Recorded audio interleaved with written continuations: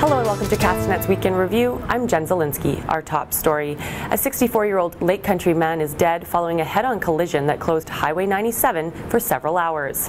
The incident happened around 2:30 in the afternoon, 7 kilometers from Vernon, when a Subaru veered into the oncoming lane, striking a pickup. The driver of the truck received minor injuries, while his passenger remains in hospital with non-life-threatening injuries. RCMP are still investigating what caused the victim, Brian Victor Dolman, the driver of the Subaru, to turn into oncoming traffic. The bomb squad was called into Penticton after a homemade pipe bomb was detonated. The explosion happened near a fence which blew out a window of a home. Several nearby houses had to be evacuated. One man is in custody. Wild weather blew through the Okanagan this week, sparking lightning-caused fires and flooding streets. In Vernon, an intense hailstorm was strong enough to bruise a resident, while torrential rain in other parts of the city lifted manhole covers and flooded homes and businesses. And it started pouring. It came out through the street gutters and into my house, and now we're looking at the aftermath. We had about 6 inches of water in the basement.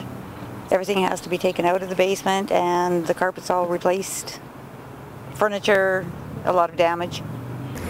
In Castanet, a guest house attached to a garage was hit by lightning. The strike caused a small fire that a resident of a home battled until fire crews arrived. I was working about 100 feet from this area, behind one of my buildings, and there was a loud explosion and a flash of light all at the same time. And so I knew that the lightning had struck very close, but had no idea that it was on my building.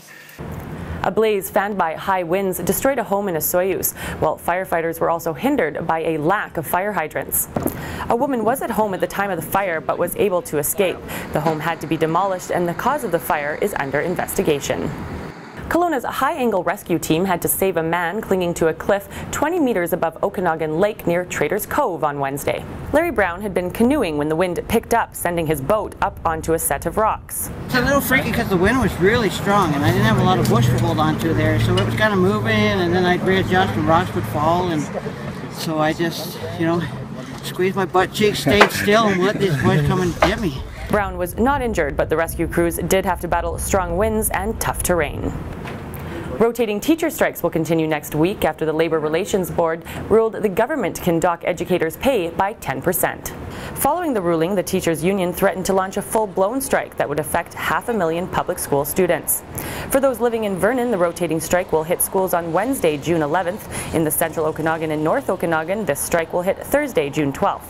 And in the South Okanagan and Similkameen, it will be Friday, June 13th. Well, that wraps up Castanet's Week in Review. I'm Jen Zielinski. Thanks for watching. Remember to send your news tips to news@castanet.net and follow us on Twitter @CastanetNews.